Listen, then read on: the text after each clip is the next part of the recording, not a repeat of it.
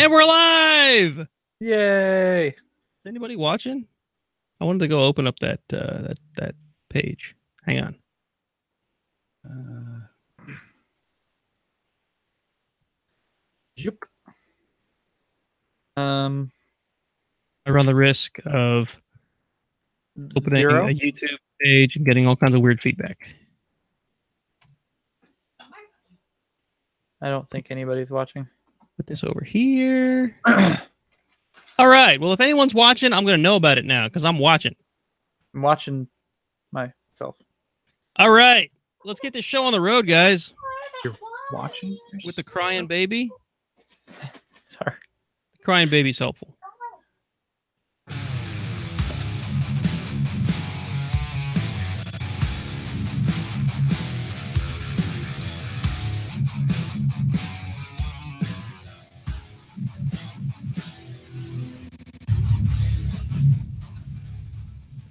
Welcome to the Iron Sysadmin podcast, your source for IT news, commentary, and a healthy dose of paranoia.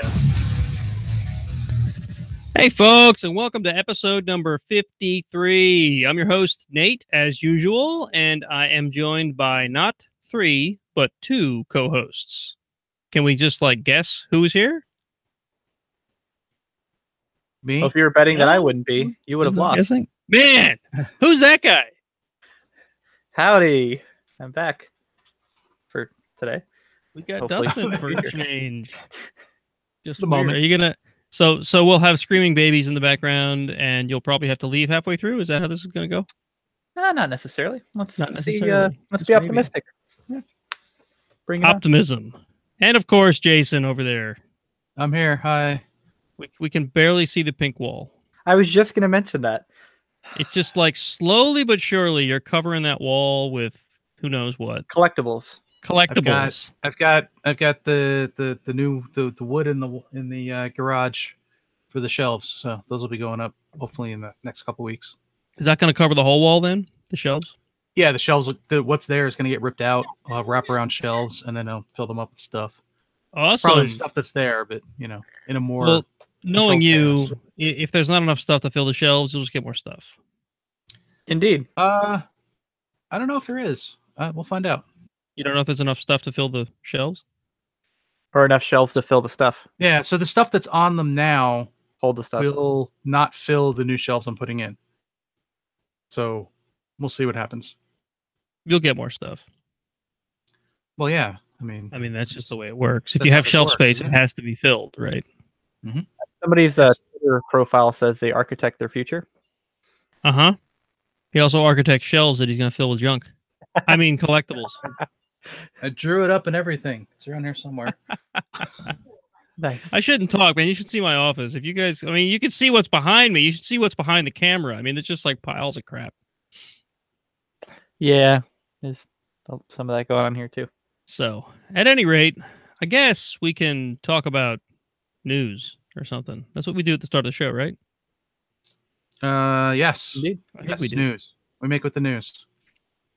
So, The Verge is reporting something interesting about Verizon, and it relates very nicely to an article that we read on our last show about AT&T and their fake 5G logo that we decided was not a fake logo, but in fact, simply a lie. Right? Yes. You remember that? We had a nice little debate about the logo not being fake. Right. The 5G is there is no 5G. It was the technology that. Oh man, I'm hitting my mic. It was the technology that was fake. Kind of so like anyway, the XLTE. Verizon is committing to not labeling any networks or phones as 5G unless they are physically capable of 5G, which is pretty cool, I think. That's what they say now. We'll find out. Mainly because I use Verizon and you use AT&T, and it's just another reason for me to tell you that your carrier sucks. I have service though, so I mixed your two colors together and got purple recently. Wait, oh, how's that working out for you? You live in a city though, you're fine. He's T-Mobile. Not bad. Oh, he's T-Mobile now? Yeah, I dumped the red. Which T-Mobile means great in the cities. which means that you have service that works great in urban areas and horrible Right. everywhere else. Most Right. likely. That was the reason why I left them 4 years ago. That was my experience with Project Fi, which was T-Mobile and US Cellular and Sprint. Yep. Worked great like 85% of the time, which was not quite good enough for me. Anyway, I already noticed in buildings. T-Mobile was great when I reception had it. T-Mobile was great when I had it years ago. Then I had Verizon, which I didn't matter where I went, I always lost service at least part of the time I was there. yeah, I haven't really had problems. And I've had AT&T for I don't know how many years now. They're a horrible corporate company. I mean, Yeah. they're horrible, horrible people. But They have good service. I can't complain. Like the only places I don't have service are things like in the middle of a conference, and Or a it's tunnel. usually that nobody has service. Yeah, that's my experience, the current experience with Verizon. The same deal. It's where you are inundated with other people, then I have service problems. Otherwise, and I mean like crazy amounts of people, like a conference, like you described. But otherwise, it works really well. It's worked everywhere that I needed it. Yeah. So yeah, Verizon's worked pretty well. I'm Yeah, anyway, definitely going to miss the other- that dependability, but The other piece is I've never actually had a problem with AT&T, like on the customer side. They've never done any, like it's always worked. I've always like no issues whatsoever. And Verizon has screwed me over more times than I care to count. So I don't even- I I haven't don't have anything to do with them. I haven't really had that problem with Verizon, so I don't know. Anyway, the point is Verizon is not going to advertise 5G on phones that are not 5G.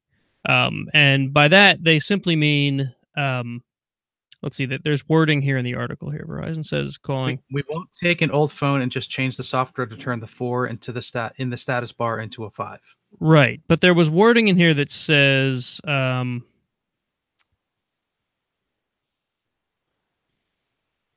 Verizon says it's calling on the broad wireless industry to commit to labeling something 5G only if new device hardware is connecting to a network using new radio technology to deliver new capabilities.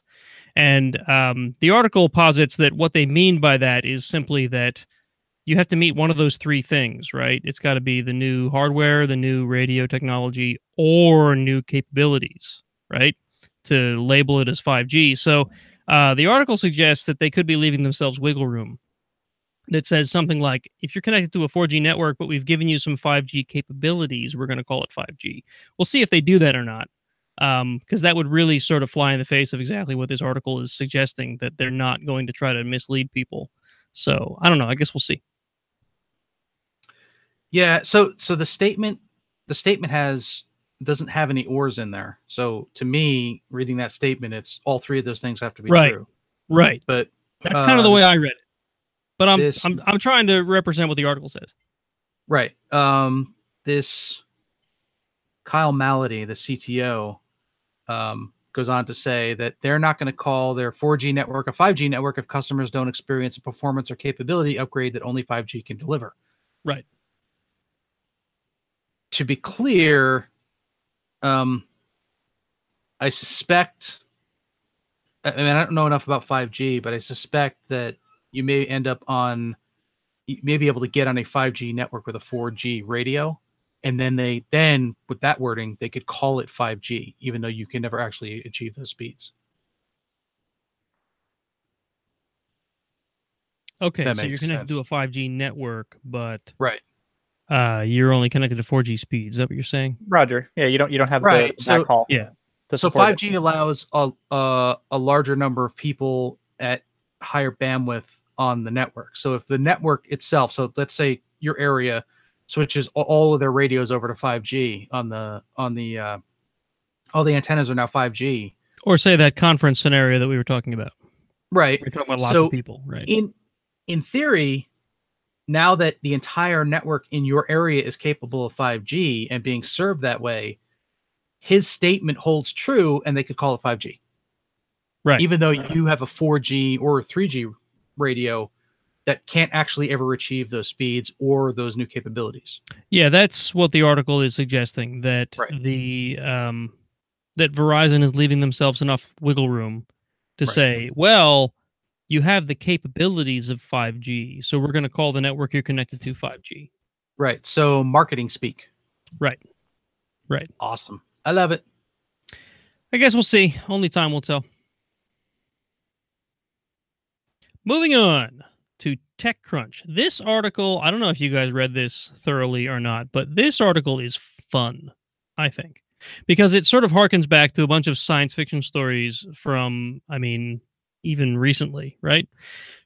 The title of the article is DARPA wants to build an AI to find the patterns hidden in global chaos. And the concept here is that DARPA is trying to take things like global events and tie them together so they can tell like cause and effect, right? So they use a lot of interesting examples, but the one that kind of got me was the old, butterfly flaps its wings and somewhere on the other side of the world it causes a tornado, right? I don't know if that can really happen or not, but that's always like the analogy people use for cause and effect. So the idea here is that DARPA wants to develop an AI that can ingest a bunch of data about what's happening in the world and try to correlate things, right? So it's basically like take all the chaos and put it in one place and have an AI parse through all that chaos and see if like that butterfly that flapped its wings in, Northeast Asia caused a tornado in Cambodia, right? So they're building a global event sim. Global event sim. Yes, I guess you could call it that. Interesting. They're calling it Kairos, which stands for Knowledge Directed, which is apparently one letter in their acronym because KD doesn't work well together. Knowledge Directed with a hyphen in the middle. Knowledge Directed Artificial Intelligence Reasoning over Schemas. So Kairos rings a bell for some reason. I swear I've read a book, probably a science fiction book somewhere that had something in it called Kairos. That's possible. I mean, Cairo, of course, and it is was a place probably in Egypt. Yeah, but it was probably evil. And probably well, yeah, I mean, it sounds evil. It's got OS at the end, just like GLaDOS. Right. Right. So, I mean, the idea is really interesting, and they don't have even a proof of concept yet. It's just basically, we want to look into this and see if we can make this happen. And they're talking about, like, taking an AI and feeding it literature and books and whatnot so that it can develop an idea of what these various schemas in life are. And the example they use is like, a schema is like a series of events that are common to people, right? So they use the example of you go to a store to buy something, right? So you select an item and then you pick up the item from the shelf and you walk it up to the cash register and you pay for it in some manner and then you walk out with it, right? And then that could be part of a bigger schema, like I was buying a gift for someone's birthday, or I was buying food because I want to cook a meal at home, right? So that's like this variously like levels of schemas here, right? And what they're trying to do, or what they want to do, is try to teach the AI that, like what these schemas are. And it's almost like, so these are things we've learned from life, from experience, right? Like, that when it's someone's birthday, you probably want to buy them a gift. And to buy them a gift, you have to go to a store, you have to pick out a nice item, and you have to go buy it and bring it home and then wrap it and then take it to their birthday party, or, whatever, give it to them at work, or whatever you want to do, right? A computer has no idea of any of these concepts. A computer just deals in logic and whatever, and it's kind of illogical, right? Like, why does the computer care if it's someone's birthday and you want to give them a gift to show them that you're thinking about them? Computer doesn't understand any of that. They want to teach the computer by giving it data about life or about stories or whatever. And then they want to sort of set it loose on various global events and whatever. So we can do things like say, the news implies that this group of people is stockpiling weapons, and there's like a bunch of research going online about chemical warfare or whatever. Maybe there's going to be a terrorist attack, right? And they say that this isn't going to be like, they don't predict anyway. The article doesn't predict that this is going to be like some automated system where it's like, oh, we figured out that so-and-so looks like they could be a terrorist, and then like dispatch nukes at them, but more or less like an assistant to law enforcement or military, right? I saw that TV show. Exactly, right? Like, so this is really making me just, I can think back to probably 2 or 3 or 4 different science fiction stories that started just like this. It's okay. To ensure that it's safe, they will encrypt the entire thing so nobody can see it. Right. And the only output from the system will be a social security number. and an autobiography of its life and events of being an AI. No. So just a social security number, and then these, the government will get the one that's a terrorist, and then the creator, being a good guy, will send the other ones to himself so that he can investigate it. And is there going to be a lot of like hand gestures involved, like in the air where you can control, No, different. You're thinking of a movie. I'm thinking of a. Yeah, that's totally different. Show. That's Jarvis. That's Jarvis. Okay. Man, if I had a Jarvis, that would be awesome. Person of Interest is the TV show. Person of Interest, and it was an awesome TV show. It was. Yeah. I stopped watching it after like the first or the second season, third season. I missed out on one of the rare TV shows that the ending, when they ended the series, made sense and was acceptable. Never.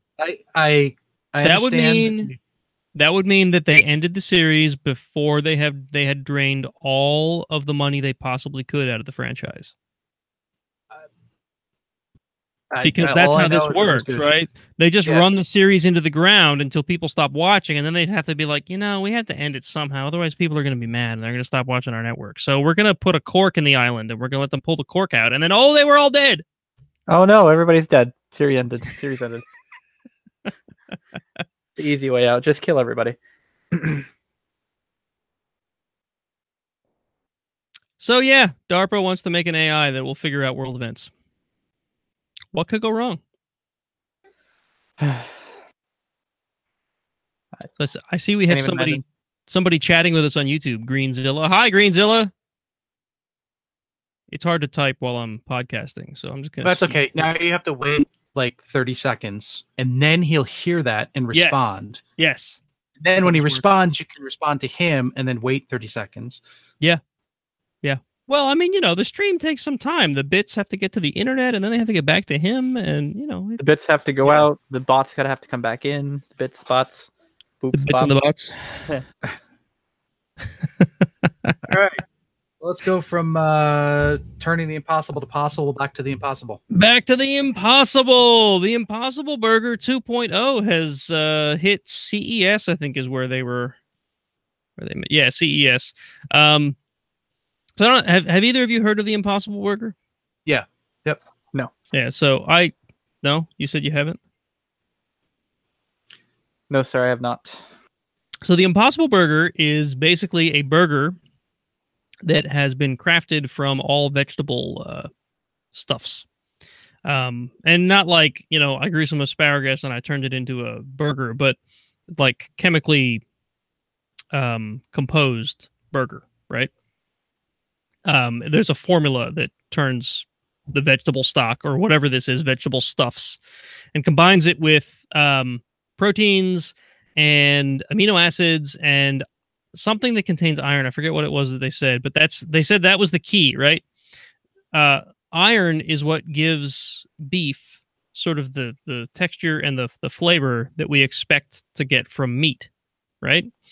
So Impossible Burger is supposed to be an all-vegetable burger that tastes like a burger, right? And apparently, like, they did a decent job, but they wanted to do better. And one of the downfalls to the Impossible Burger version 1, which was released in 2017 or 2016, was that it was these compounds have to be bound together with something, and they're bound together with like wheat, right, or flour. And that makes it not gluten-free, right? So it's not the ideal burger for a vegan or a vegetarian, because a lot of those dishes are also enjoyed by folks who are gluten intolerant, right?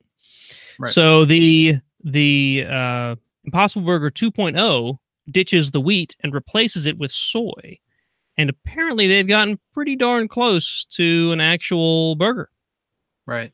So according to the CBS reporter. The iron it comes from a molecule called heme, which apparently is what they say the flavor of cooked flesh comes from. Cooked flesh. Yeah, interesting for us carnivores. Great that they've been able to do this. However, this is something that actually has problems as well. Definitely. So, a lot of companies are starting to stick soy in everything. Yeah, soy is not necessarily the best alternative, in my opinion. So, soy has these things called isoflavones, which are plant estrogens, and that's been linked to increased risks of breast cancer. So, great. Right. So breast cancer survivors in general are told to avoid anything with soy in it. Which I was unaware of this. I guess you would be a little more familiar with that. Yeah, which is damn near impossible. Yeah, soy's everywhere. Everything has soy in it. Everything. Even chocolate, because it's used as an emulsifier too. Soy lectin is very popular to cut down on costs. Yep. Yeah, soy doesn't have enough research done on it, unfortunately, and the whole soy milk, almond milk, all the alternative milks. Not to say that milk doesn't have its own faults. A lot of it you have to kind of, be cautious of, and not necessarily, change your diet completely, because it could have impacts or even detrimental outcomes later, such as what you were just talking about. It's pretty interesting. Yeah. So I mean, here's the thing. And scary. With I'm trying to think how to word this. With every substitute that we have for things that are generally dietarily bad for you, right? So I think back to sugar, right? Because I grew up in the 80s, and in the 80s, the big deal was sugar is bad for you. We need to find sugar substitutes for everything. And then they came out with like NutraSweet, and they came out with, there's like 1,000 fake sugars now that are made from bananas, or made from like sugar that's been hyper sweetenized, or like all kinds of crazy crap. Personally, and I haven't run into a lot of people that have this, but personally, whenever I consume anything that has fake sugar in it, I can tell immediately, and it tastes horrible to me. So, to me, it's actually like get sick from it. Yeah, right. So same here.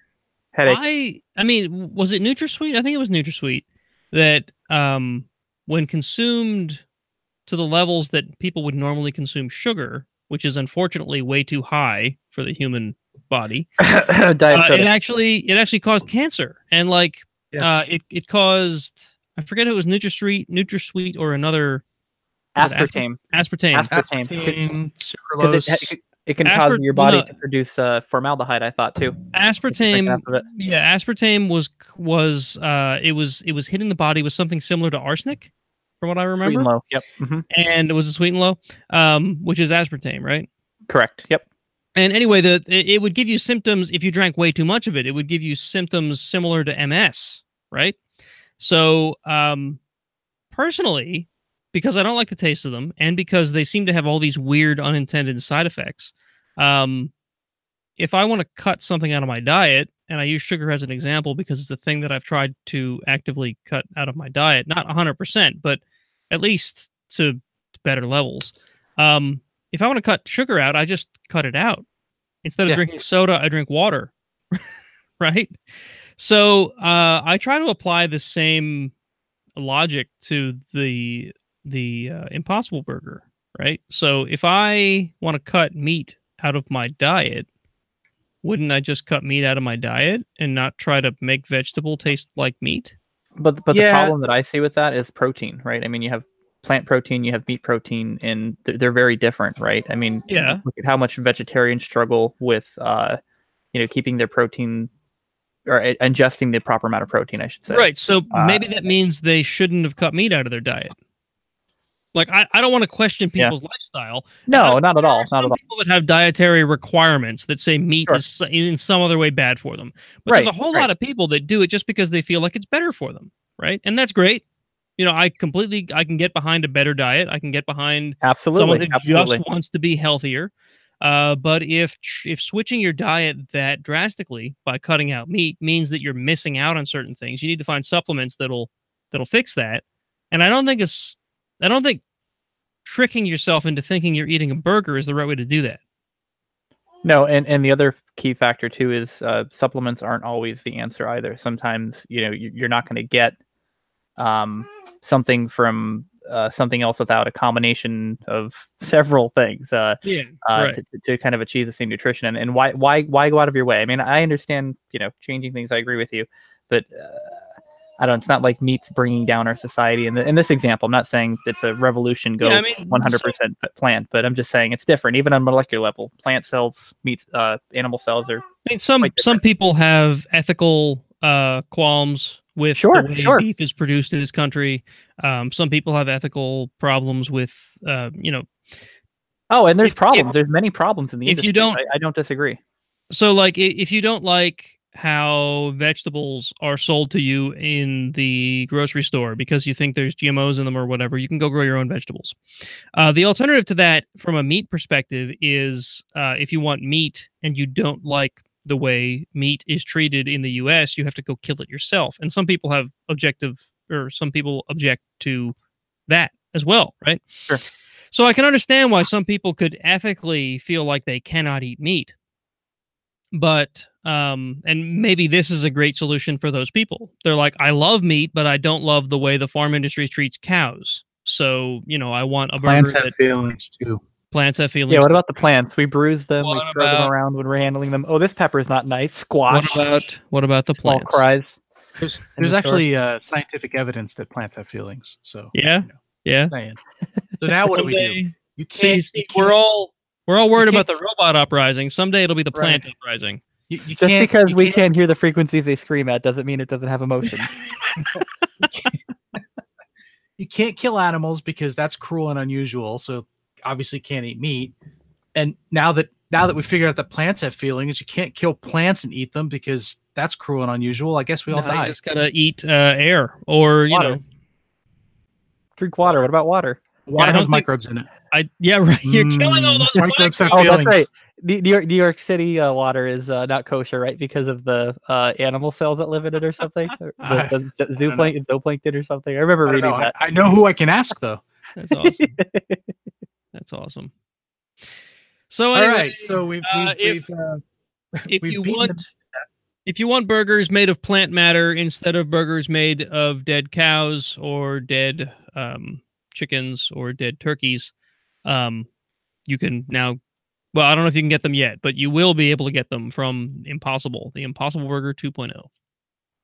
I'm going to try it. I'd love to try it. Sounds pretty cool. I would be tempted to try it. I would try it and see if it's, and if it really is better for you, maybe it would be a good thing. But personally, I like meat. I don't know. I've had other veggie burgers, like black bean burgers that are really delicious. Good. So I'm not sure I don't know why I need a burger that tastes like beef.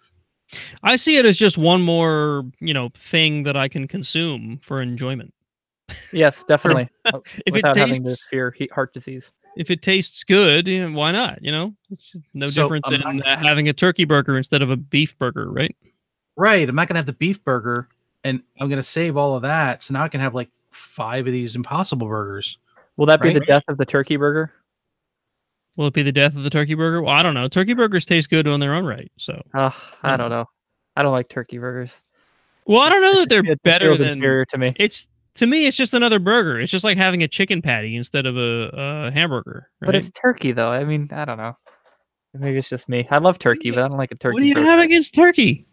I love turkey. I just don't like it in a ground burger form. Okay. I don't know. You, sir, have a choice. I do, darn it. You do not have to eat turkey burgers. My voice, my choice. No. Okay. Anyways. So, moving on to Believing Computer.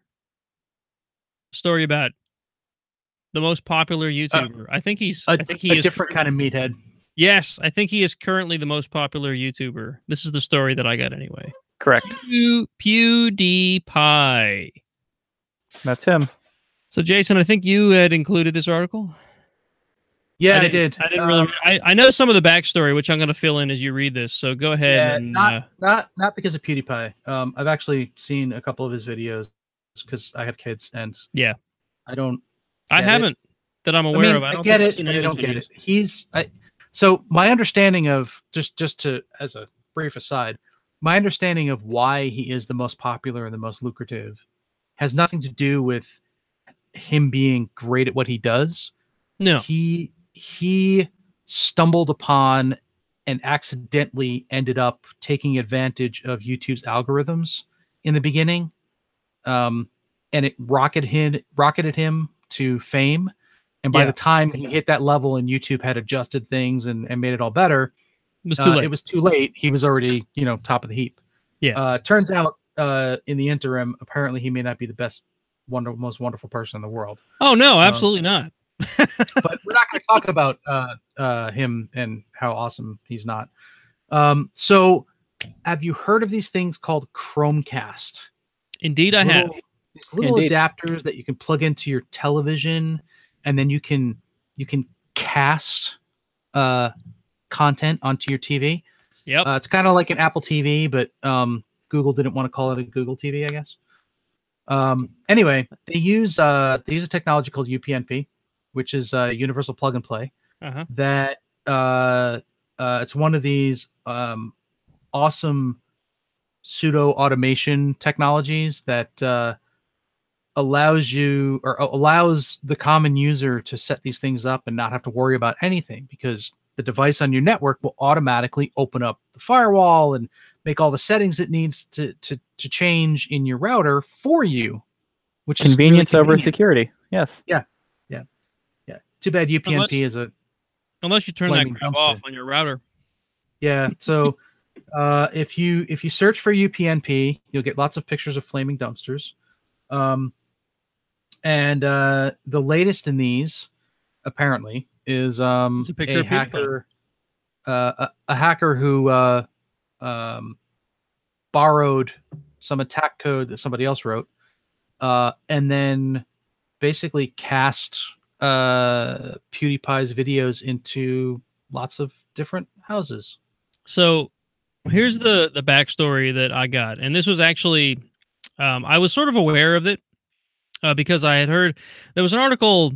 We didn't cover it, but I heard about it on a different security podcast about a hacker who had been attacking HP JetDirect printers and sending a link to PewDiePie's YouTube page, asking people to subscribe to PewDiePie. Yep. That was also Hacker Giraffe, who is claiming responsibility for this. So the further backstory that I got actually came from Smashing Security. And I think it was late December 28th, I think was the episode. I only heard it a couple days ago because I'm a little behind on my podcasts. Anyway, so apparently PewDiePie was just below 80 million subscribers. And there was another up-and-coming YouTube channel, which was like, I wish I had looked it up before the show, but it's like a music channel. Some other dumb casting thing. No, so this was not like the ridiculousness that is PewDiePie. It was like some sort of a, from what I understand, I didn't look up the channel, but I'll have to go look it up and see what it was. But it's like a electro music channel, which actually sounds kind of interesting. Like I might even be interested in watching it. But anyway, the two of them were in competition. Series. What's that? It's a music channel called T-Series. Yes, apparently. That's it. Indian music channel. There you go. Interesting. So they were both in a battle to get to 80 million subscribers first. And for whatever reason, I mean, why does anyone do anything on the internet? PewDiePie's loyal supporters were going to great lengths to try to get themselves exposure by giving PewDiePie exposure. So the story went on Smashing Security as, there were people buying ads in Times Square. There were people like Hacker Giraffe doing this thing with the printers. I don't think the Chromecast thing had been exposed at the time that they recorded their show. And there was another one where someone had I think it was the Wall Street Journal. Apparently the Wall Street Journal had a problem with PewDiePie at some point and had exposed him for, had something to do with an anti-Jewish thing that he had on his channel. They had exposed him for it, and apparently PewDiePie's viewers didn't like the Wall Street Journal because of the way they did that. And this guy broke into the Wall Street Journal's website and had posted like some sort of article about how the Wall Street Journal was, and I could be wrong. It may not have even been the Wall Street Journal. I think it was the Wall Street Journal. No, it was the Wall Street Journal, and they put whoever did it. They made like a fake article about an apology and sponsored post on their affiliated site. Yeah. Right. And then Hacker Giraffe actually denounced the people who did the Wall Street Journal hack, claiming that it was unethical, even though he was already sending his ads to like JetDirect printers or JetDirect boxes or whatever, Port 9100, HP printers that he found through Shutdown. So it's like this was the story they told on Smash and Security. So this is kind of the backstory that leads up to this, and I guess this is just the next thing in his conquest to try to get people to subscribe to PewDiePie's YouTube channel, which has, by the way, now I just checked before we recorded the show, past 80 million subscribers. I don't know if T-Series has or not. You just look them up. Did you see their channel? Are they above 80 million? I didn't look up the channel. So if you'd like to see the page that was defaced, our friends over at the Internet Archive have it of course they do. For you. Of course they do. And just as an aside, because I think this is hysterical. So it's a partners page. And apparently the partner page that they hacked to put the apology out was Oracle. Yes, that was in the. I think it's hysterical. That is kind of hysterical. I almost said historical. It could be. Historical. It's the old-fashioned speaking, which is empty now. Refill. Should I go make a new one? T-Series is apparently at 79 million. Oh, so PewDiePie won. Surprise. Yeah, well, PewDiePie apparently cheated. Although he didn't cheat, his viewers did. This is I guess there's a lot of people in India maybe that really like YouTube and love this guy. I'm really curious. I'm gonna have to go look up T-Series after the show. Yeah, it's a Hindi. I think that's what it said. Hindi music channel. I mean, it looks fairly poppy and upbeat type stuff, but it's all, it's I don't know. Am I going to get some kind of DMCA notice if I search for this right now on my soundboard tablet? What is it, like T-Series or T-Series? T-Series. Series. Okay, so we've spent far too much time talking about a crappy YouTube star and hacking to increase his viewership so he gets more money. Speaking of more money. Yeah. Sorry, I found T-Series here. Did you? Yeah. Hang on. T-Series. Wow, they look very she don't know. This is riveting. We're gonna see what T-Series is all about. Hang on. Oh, we're gonna play it through the soundboard. Uh-oh. Nice.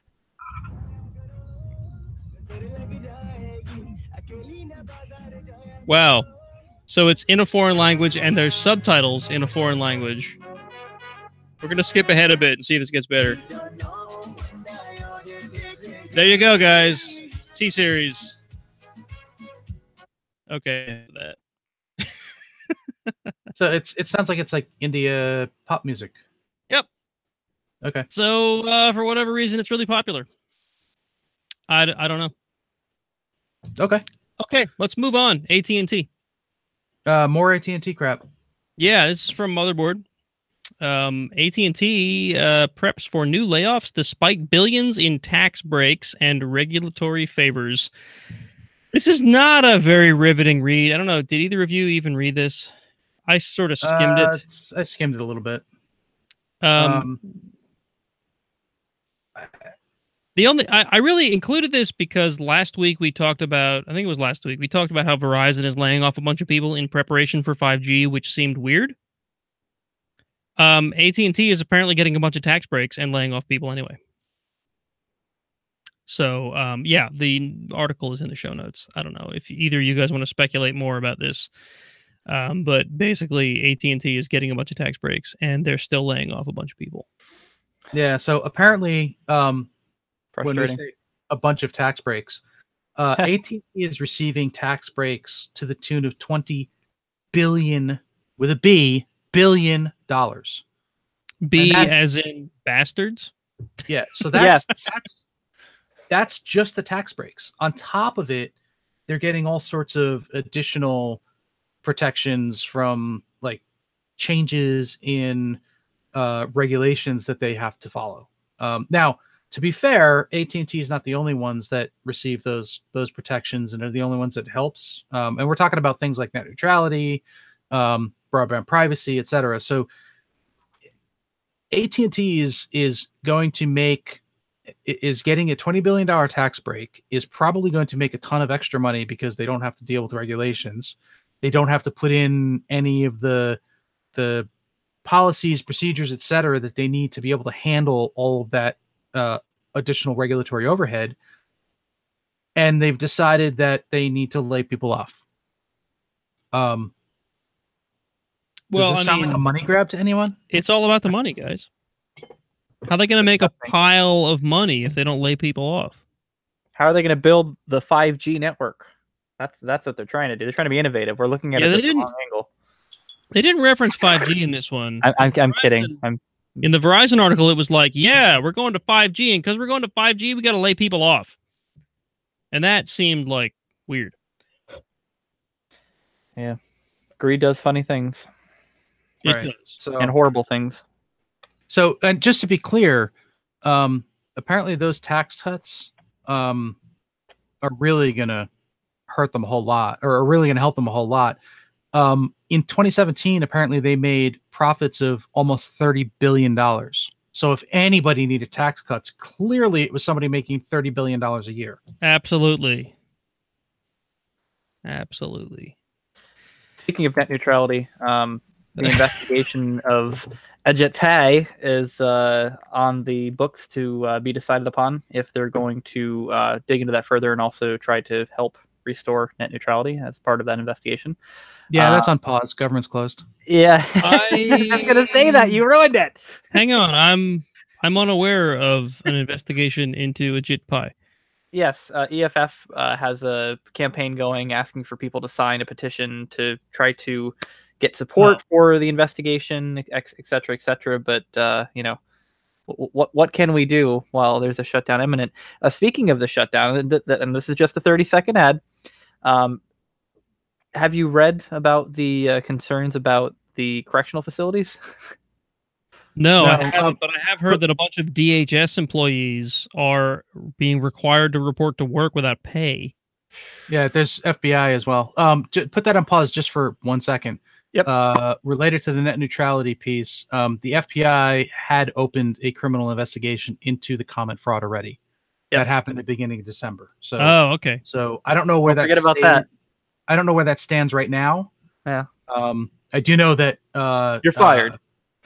Yeah, sorry. I do know that the FBI, there are a number of FBI agents who are working without pay right now, along with a lot of other people, TSA agents, DHS. I mean, there's a lot. Because these are the sort of people we want to require to come to work and not pay them. You know, the people that are making air travel miserable, and the people who are investigating some of the worst crimes in the U.S. Great. Right. But I don't see the problem.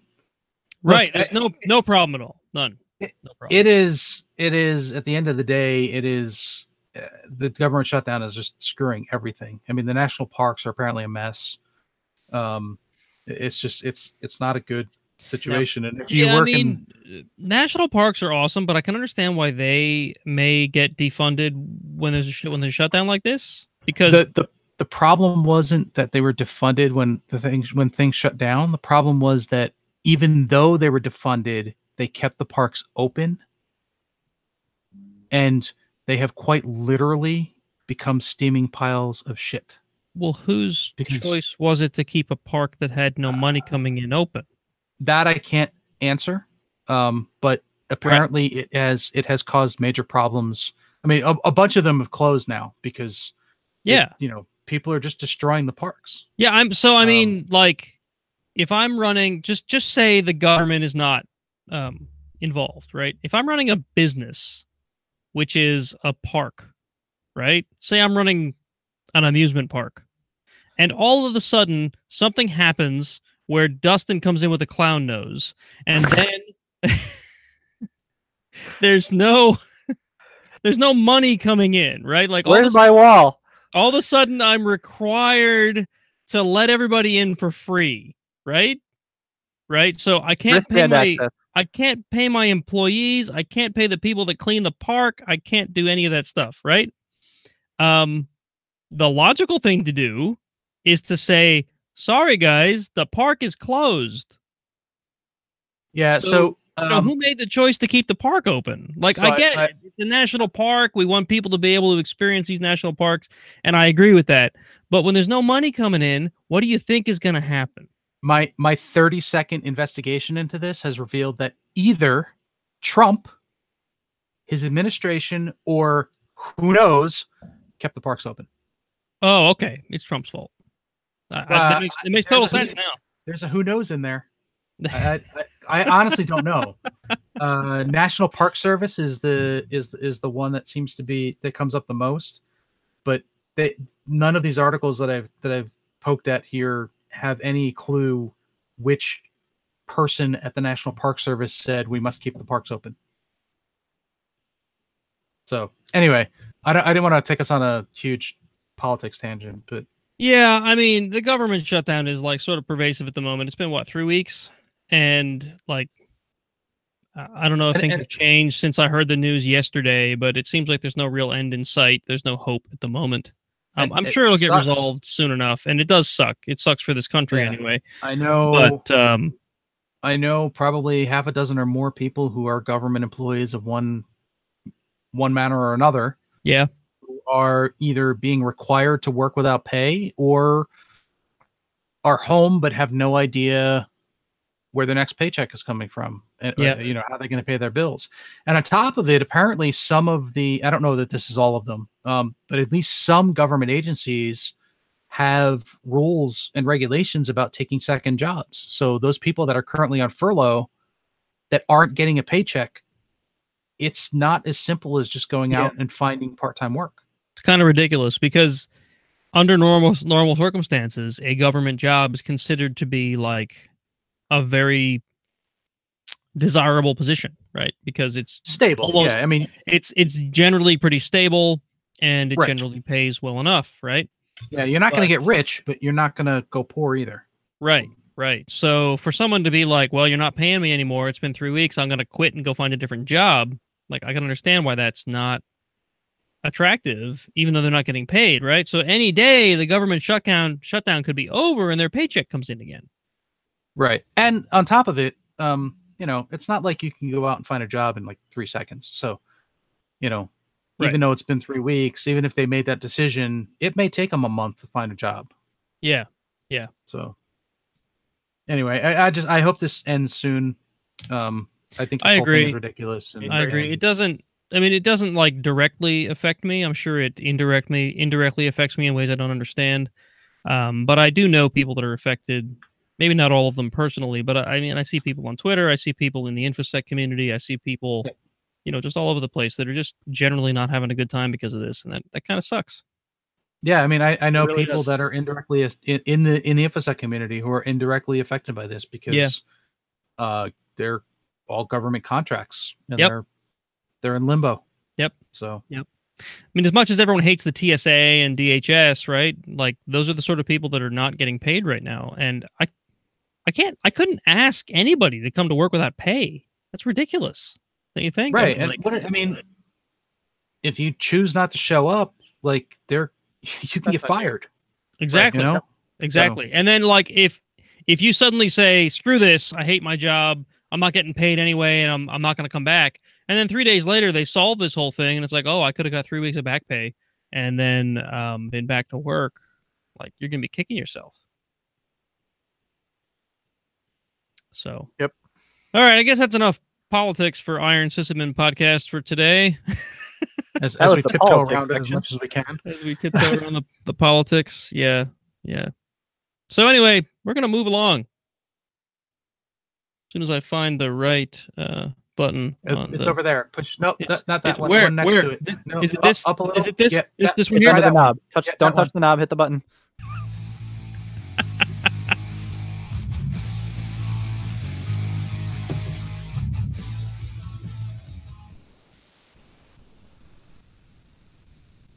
It's not this one, is it?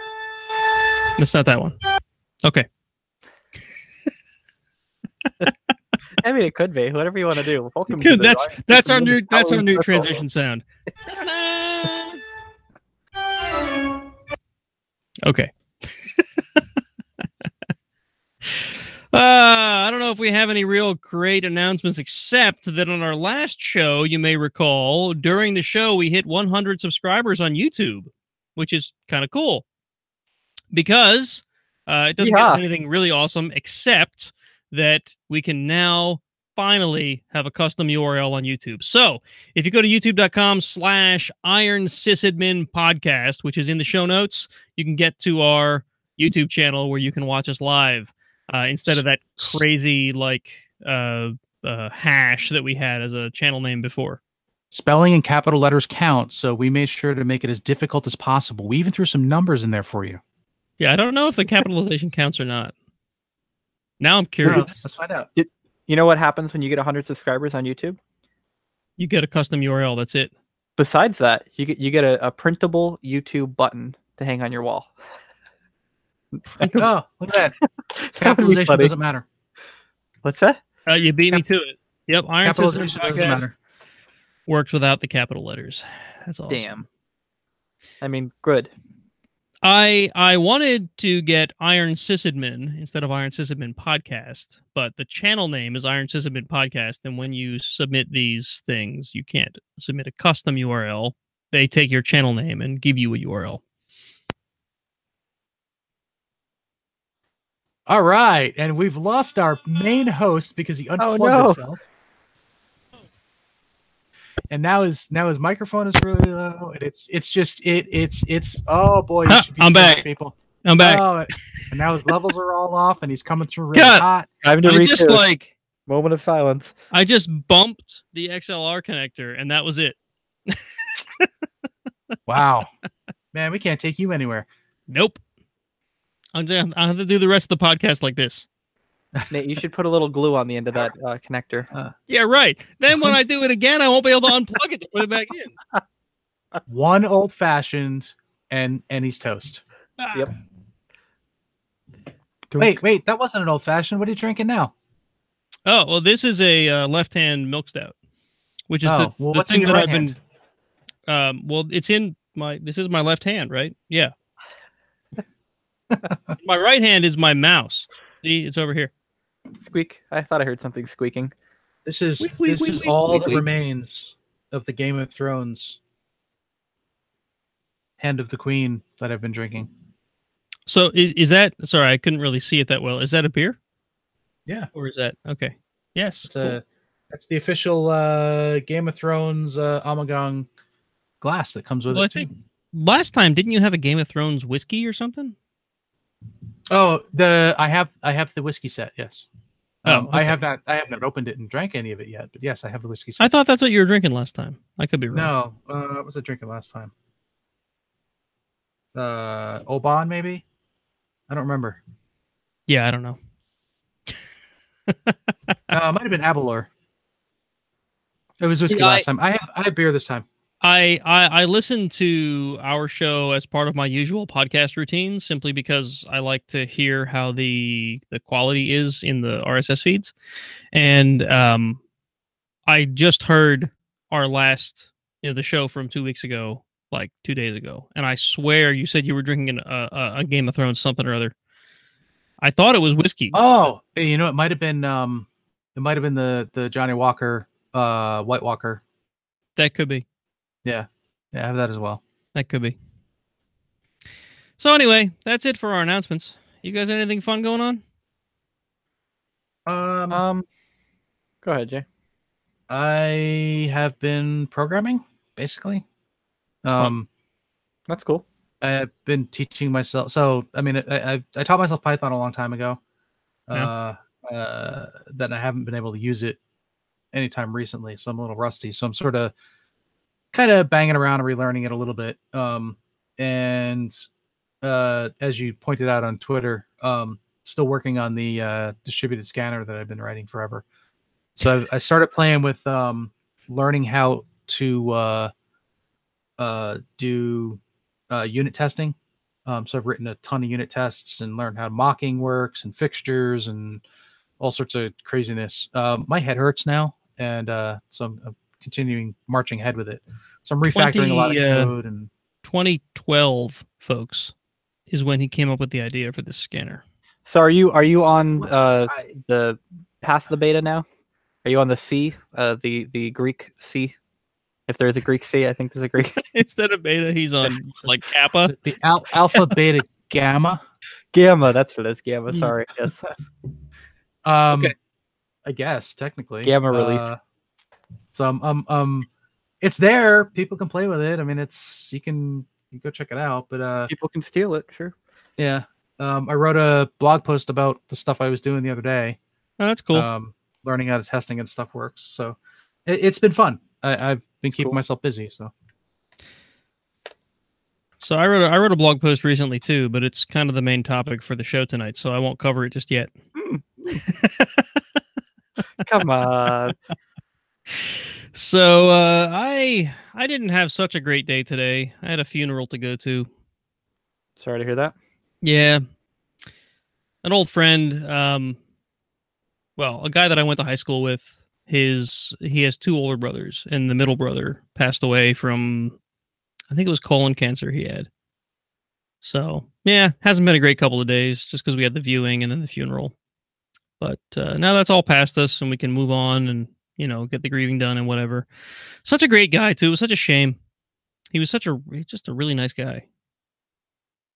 I guess nice guy doesn't get you far. Sure it does. Yeah, I guess it could. Life is just like a mechanical hard drive. Eventually, it just, Yeah. I thought it was like a box of chocolates. Did TV lie to me? TV lied to you. Indeed. We've been lied to. It's all a facade. Forrest Gump lied to you. So, yeah. That was kind of a bummer. Sorry, man. I don't have anything really new to talk about. Been a little busy. Aren't you the one that added this link to the show notes about? That's right. And I haven't slept in a few days. Rasta pasta. Why is that in the show notes? It was a chat. So something cool I found.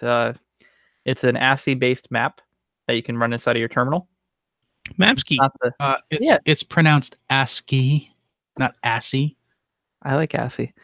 ASCII. Sorry. ASCII.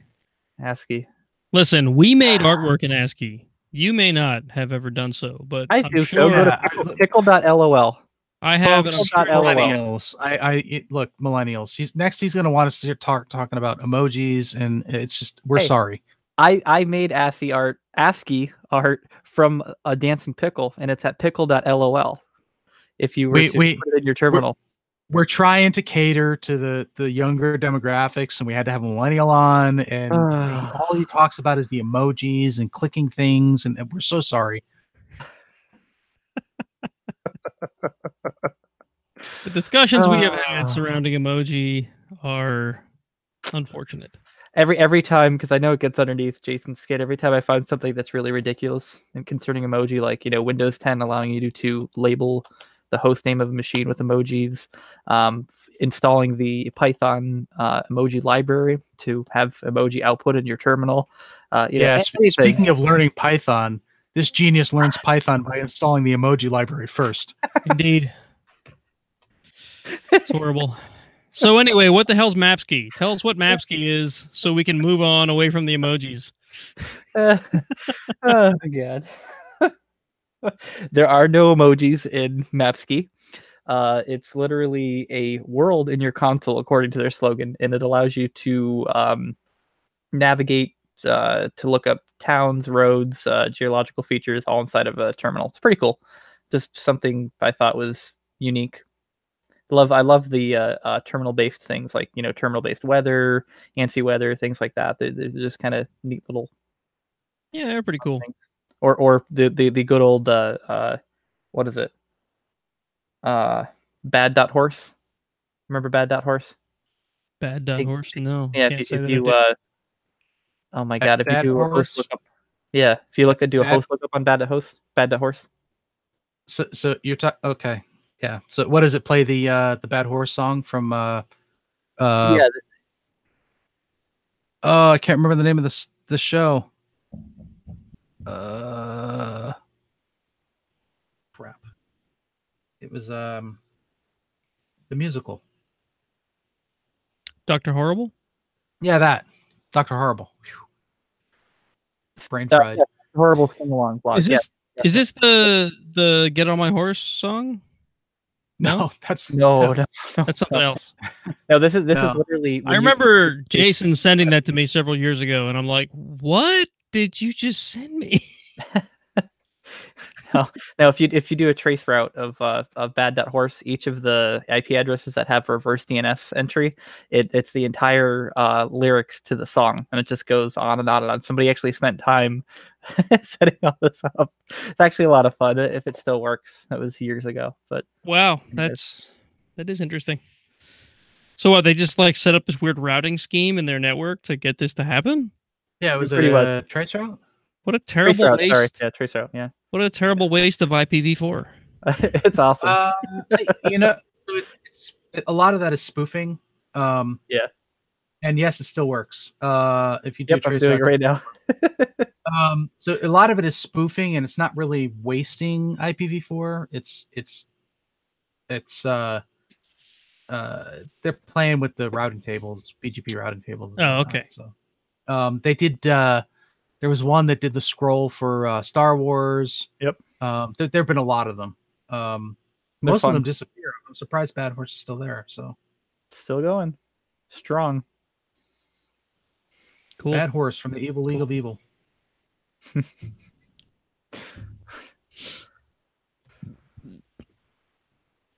So Bad.horse trace route. Yeah. I remember a long time ago, the Who Is record for Microsoft had all this crazy, like, Microsoft bashing stuff in it. Did it? Anybody remember that? Who Is for Microsoft? Yeah, it's long gone. This is like 15 years ago. Bill Gates? Oh, was that the Daily Double? Sorry. I don't remember. Do I remember that? Maybe I do. I don't know. Yeah, I had a printout of it for a while. I forget what it was. Sorry, guys. There's something in my eye. No problem. Don't know what it is. Registered Microsoft.com. It's your eyeball. It's my eye. My eye is in my eye. It's supposed to be wet. Don't try it. There's a tissue in my eye. Okay, that should be better. All right. So what next? We've map skied. I think the next thing is the main topic, guys. Oh, let's talk about that. We Push should. the button. It's the one. The one other side. No, wait. That. Oh. Oh, that's not it.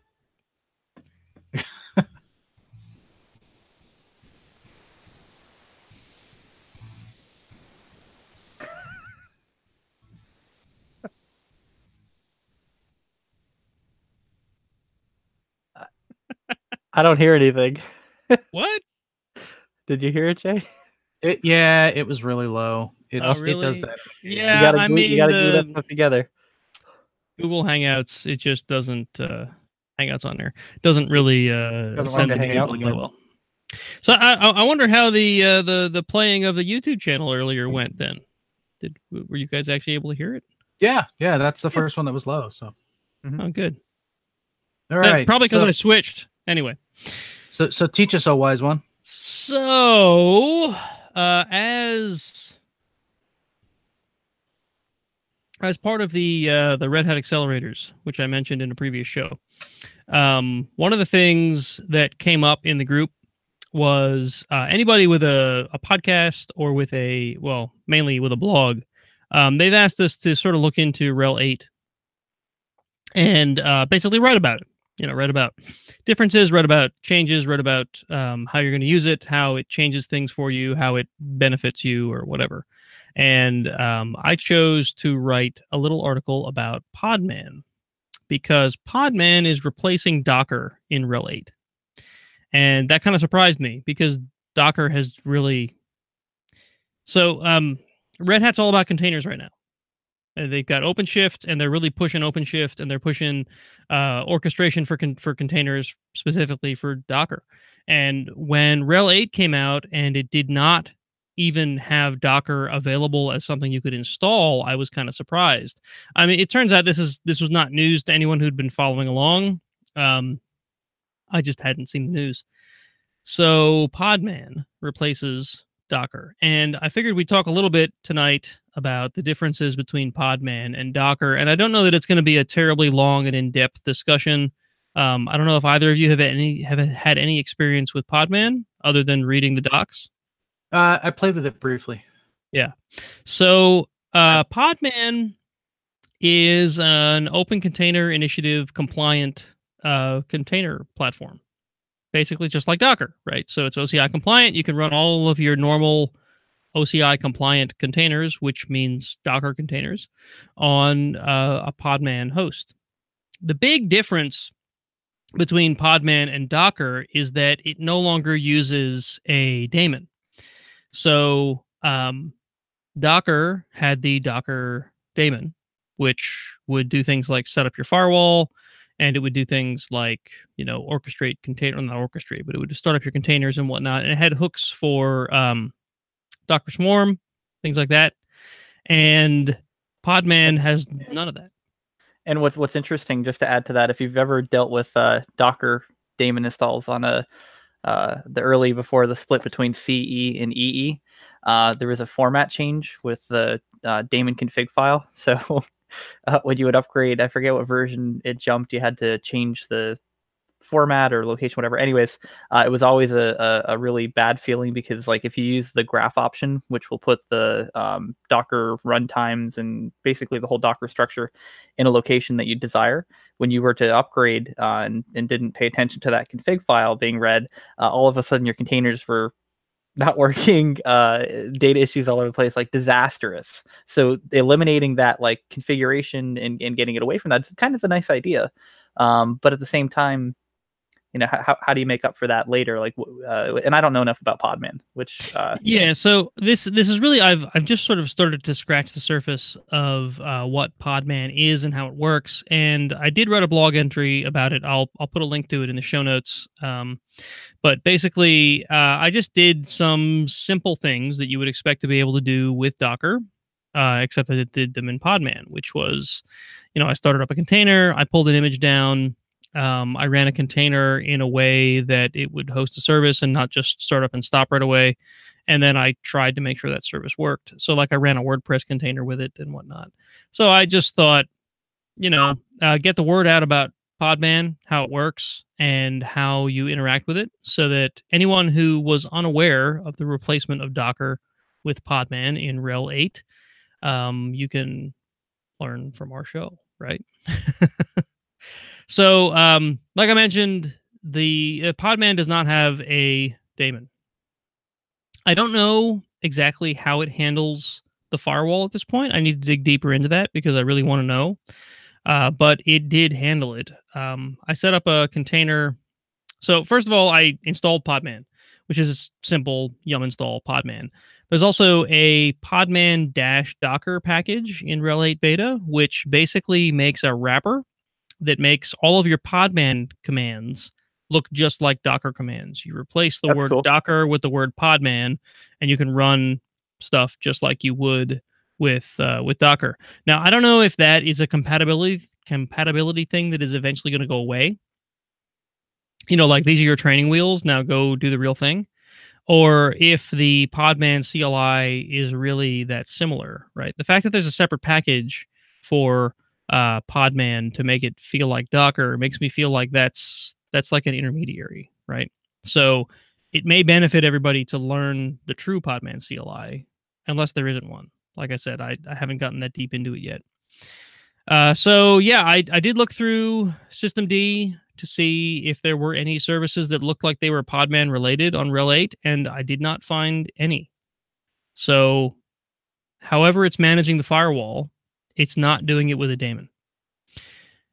I can also say that RHEL 8 ditches IP tables. It replaces it for NF tables, I think, which I haven't dug into yet. I'll probably look into that and make another article about it, about the differences and whatnot. Apparently, if you jumped onto the Firewall D train when RHEL 7 came out, which is when they debuted Firewall D instead of just the plain old IP table CLI, which I did not, it's a completely behind the scenes transition. If you keep using Firewall D the way you always did, it'll just use NF tables instead of IP tables, and you're done. But that's not the case for me, because I basically ditched Firewall D because I didn't like the CLI, and I used IP tables directly because that's what I was familiar with. And now on RHEL 8, IP tables is gone and NF tables replaces it. So but anyway, Firewall D always seemed to me to be a non-server firewall solution. It did. It supported all the same crap that you see in these portable firewall get-ups that are all over the place, where you can set up firewall rules based on location and it would automatically set them up and blah blah blah blah blah, like all that crap. Since I with zones and whatnot, since I primarily ran servers, none of that was ever any useful, and on top of it, Firewall D couldn't do some of the more advanced IP table stuff. Yep. So I ditched that a long time ago. That's exactly why I abandoned it. Basically, when RHEL 7 came out, I did similar to what I'm doing now with RHEL 8, where I got the beta and I tinkered with it to see how it worked with the systems that I had to run, day to day. And I decided that Firewall D right then during the beta was just not where I needed it to be. And I figured out how to disable Firewall D and go back to the IP table services, which was perfect for a server use case, because I didn't need a weird complex firewall. I needed something that simply opened and closed ports, because we had network firewalls that did all the more complicated stuff. So, I never learned Firewall D, and now I'm going to regret it. Yeah. Well, so it looks like NF tables is to IP tables what IP tables was to IP chains. Yeah. It's just an evolution of the same thing. So roughly speaking, it's the same. It just adds a bunch of features and changes a lot of stuff in the back end. Yeah, I had NF stands for net filter, by the way. Yeah, I had chatted with some other Red Hat accelerators while I was at reInvent, and a couple of them said that NF tables was vastly different from IP tables. I haven't looked at it myself. They also said they hated IP tables, which is not my experience. I learned IP tables and I can do some pretty weird stuff with it. I know, Jason, you're probably at a whole different level of IP tables than even I was, but I'm pretty comfortable with the IP table CLI. So switching to NF tables, I don't know. Maybe it'll be a huge lift. Maybe it'll just be slightly different, which is what IP chains was to IP tables. Have you switched from using ifconfig to using IP? For some commands, some of the time, I just need to quickly get some information that I know how to do with ifconfig, but most of the time I'm using IP instead. Yeah, it looks like NFT is the same as that transition. So so where you would do like IP tables -A -P -D port, etc. There's no dashes in NFT commands, and it's, if you want to add a rule, it's NFT add rule, and then you tell it let's see, IP filter, because you want to add an IP filter rule, and then you add all the crap that you need for the rule. So it's a different CLI command set, but it looks like it does the same thing. I mean, it's a firewall, so right. I mean, IP chains to IP tables was a pretty easy transition. Yeah, a lot of the CLI looked the same. This is going to be different. Yeah, and whatever, I'll learn it and everything will be fine. I still don't love Firewall D. I have poked at it a bit. The other thing that I ditched when I went to RHEL 7 that they were trying to push on us was Network Manager. And that seems to have come far enough that I may go back to Network Manager with RHEL 8. Not on a server. I would never do it. Yeah, why not? Network Manager was designed to handle changes in network devices. So if you're on a mobile device or even a desktop system, if your Ethernet goes up and down, like it handles all that. Yes. Servers should be static. They shouldn't be dynamic like that. Well, you can use Network Manager to set static configuration in the same way that you would have used the old 2E configuration tools on RHEL 6. If you remember, now you're taking up you're using up CPU and memory for what purpose? If it's static and it's not going to change. Well, you're not really. So, Network Manager is a daemon in the same sense that the old network daemon was, in that it reads the config files that the etc sysconfig network scripts, right? Yeah, network scripts files were. Yep. But the network manager is a daemon where the network script was a script. It ran and it was done. Yeah, network manager runs in memory. I don't think it's that big of a burden, is what I'm getting at. So on RHEL 6, if you had a decent understanding of how those network scripts worked, you didn't have to use a 2E to change anything. If you wanted to do anything more advanced, there was a little bit of hell you had to go through, or you could use the 2E, right? RHEL 7 decided, if you're going to do these things, use Network Manager to do them. There's an NM2E to do so, or there's an NMCLI to do so, and you can configure your network through that, right? So like VLANs, for example, or bonding, stuff like that, right? The more advanced network configuration that's not just I've given it an IP and a net mask and a gateway. What RHEL 7 did was they took away all of the old 2Es and replaced them with the Network Manager 2Es or the Network Manager CLI. So what you had to do was either know how to build network scripts or you had to use Network Manager. Personally, I chose to build network scripts because I didn't want to use Network Manager, but I didn't have the old 2Es available to me. And that's fine. It's worked out okay. There have only been a handful of cases where I haven't been able to figure something out. I had to go Google it. But I have used NMCLI or NM2E to do a couple things recently, and it's actually not that bad. I mean, it's a nice UI for a 2E. NMCLI is nice. Like during there's another series of blog entries that I wrote because I had reinstalled the laptop that I'm actually recording this show on right now, Fedora 29, and I had some NVIDIA problems, and I wrote a couple blog entries about how I got the video fixed and got X working and all that stuff.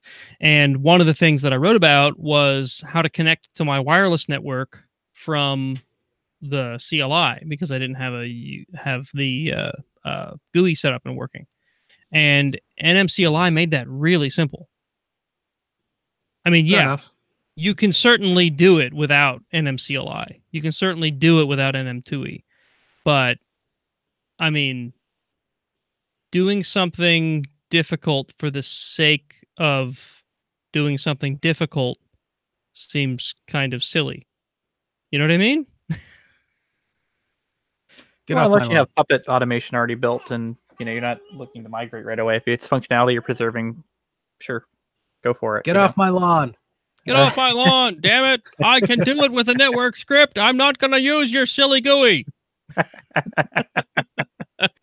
Damn millennials. Oh, Wait, no. I don't run GUIs on my server, so good luck with that. But yeah, I don't either. You've made me much more seasoned admin with that being only CLI. I actually really enjoyed it. Here's the servers. Have fun. What, you don't know CLI? Yeah, learn it quick. Yeah, no, I mean, don't I get do me the wrong. basics, but what I do now is amazing compared to what I do before. I mean, it's like a no-brainer. I am still a very strong proponent of using the CLI instead of depending on a GUI. Don't get me wrong. Like that has not changed at all. But for repetitive tasks, like every single time I build a VM, right? The first thing I do after it's built, because it's built in a special VLAN where builds happen, the first thing I do is in my virtualization infrastructure, move it to the proper network, and then reconfigure its IP. I can do that by reconfiguring the network script. It takes me a minute. It takes me 30 seconds in MCLI. Right, so that's 30 seconds. Sure. That's 30 seconds back in my bucket of productive time, right? And it's not like I'm less of a sysadmin for doing it that way. It's the way Red Hat suggests you do it, and it's the accepted way that most documentation you find online will say, do it this way. Use NMCLI, use NM2E, because it's the accepted way, right? So you can fight that all you want. You can, swim upstream all you want and say, no, in my day, we did it with Vim. I'm going to do it with Vim, and I'm going to use Emacs in my foot pedal. You mean VI, not Vim. I'm going to edit it with Edlin, damn it. Oh, my God. Now I'm having nightmares. I didn't have the pleasure of experiencing that. Yeah, so, I mean, neither did I. I know it existed, and I know it was a real pain in the butt, but I never used Edlin. So, at any rate, back to Podman. I went through a series of tasks that were some very basic Docker tasks, and I documented how I did them and how they worked on the blog entry that I wrote, and it was surprisingly simple. I pulled down the CentOS container just to run CentOS with a command line, and I basically shelled into the container, did a thing or two just to make sure that the container was actually a container, and then I exited out of the thing and it died. The container closed. And then I made another one where I pulled in the WordPress container and I just basically ran it with its basic configuration. I didn't link it to a MySQL container or anything like that. I just let it start up and run, and I just used curl to make sure that it had a service running, and it did. Then I built myself a container that just basically stood up Apache and ran it with the default configuration, just so I could say, I wrote a Docker file and I ran Podman build and it built it, and off it went. Oh, that's another thing to mention. The builds, which apparently were somehow dependent on the Docker daemon before. I don't really fully understand that. An article I read earlier today says that when you do a Podman build, it actually hands it off to a whole different subsystem called Bildah, BILDAH. Yes. And that does all the builds and whatnot. So, that's its own. It's a whole separate CLI. You could use that to build your containers, and you never even actually invoke Podman to do that. Podman just hands it off to Bildah. And that is apparently a thing. Both of these are things that will integrate into Kubernetes in a daemonless fashion, which is kind of strange, just because we've lived for so long depending on daemons to do automated tasks. All the things daemons. I don't fully understand how Podman and Bildah, who are not daemons, can stand in for those things. Are they scheduled jobs? Are they triggers? I don't know how all that works yet. So one thing you may be curious about, if you're familiar with Docker, you'll know that the thing that starts your containers automatically at boot time is the Docker daemon. So how the heck does Podman handle that? And the answer is it doesn't. What it gives you the ability to do is to integrate your containers as systemd units. So you basically write a unit file and you start up your container directly with systemd instead of depending on a Docker daemon to do it for you.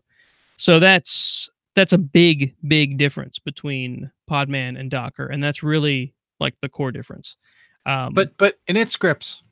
Yeah, right, init scripts.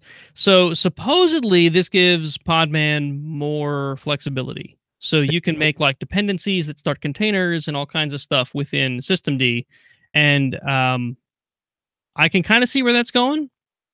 It is more complicated to make a systemd unit out of a container than it is to just say -- restart equals always when I define my container. I mean, yeah, that's kind of a nice thing to have, but the ability to just -- restart equals always, and then it starts up. Yeah, I mean that's restart policies are great. That's the sort of thing that I almost come to depend on for starting up Docker containers, right? Sure. So if you're not in a Kubernetes environment or in a Docker Swarm environment, you want to start a container automatically, you use that flag. Well, now you don't have that option anymore, and you need to go make a systemd unit file out of it, which is okay. It's not that complicated. I linked an article in the blog entry about how that works and how to make a systemd unit file to make that happen. But instead of just a flag when I start my container, it's like I have to go make a file and put the stuff in it and put the commands in it and, save it and add it to systemd. And it's a little more work, but I don't know. I guess I can see how it's a little more flexible. So I've been doing some Googling around trying to figure out why I would want to use Podman instead of using Docker. Why are you Googling when you can use DuckDuckGo? It's because Red Hat made you. That's why. DuckDuckGo just uses Google, but thanks for that. So I dug around a bit, and basically, so there's a couple reasons. The one that jumps out and smacks you right in the face is the whole corporate versus open source thing, because Docker is a company, and we shouldn't be using company stuff because they can tear it out from under you whenever they want. Blah blah blah. Sure. Whatever. The one that sort of jumped out at me as feasible and as a reasonable reason is security. So what the hypothesis is that by using Podman, you're using smaller purpose-built software versus a larger fat daemon. Yeah. Docker has a ton of stuff in it when it runs as a daemon. And rightly so, you can, because the daemon is there, especially for a container that mounts the Docker socket file, you could escalate your privileges and end up as running as the Docker daemon and pretty much. Oh yeah. So there appears to be some security benefits there. The other thing I read was that Podman attack surface. So Docker, you may remember, had a requirement that you had to run the daemon as root, and your containers were started as root as well, but then it was containerized within the daemon. Podman doesn't have that limitation. Right.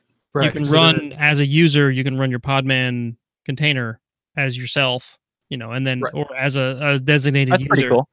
And then it's isolated to that user, not just the container, but also the user that you ran it as. Right. So the one thing that I'm curious about is I use at least two pieces of software that rely on the Docker socket file. One of them is GitLab. So the GitLab runners, which do all the CI building, they mount the Docker socket file specifically so that they can launch their own containers. Docker Inception. Right. So it's a Docker and Docker. Containers launching containers. Right. Cats and dogs living together. AI that watches Docker containers. Help me. That to me is important because my CI pipeline doesn't work unless I can do that. Yeah. Well, so what that means is that the people who write GitLab are going to have to, or either going to have to embrace Podman because Red Hat is embracing Podman, or they're going to have to say, sorry, we only work on Docker. Right. Well, I mean, they work with Kubernetes as well, but regardless, I'm sure there's a mechanism around that. I just haven't dug deep enough to figure out what. The other one is a piece of software called Traffic, spelled not correctly. And what Traffic does. How are you liking that, by the way?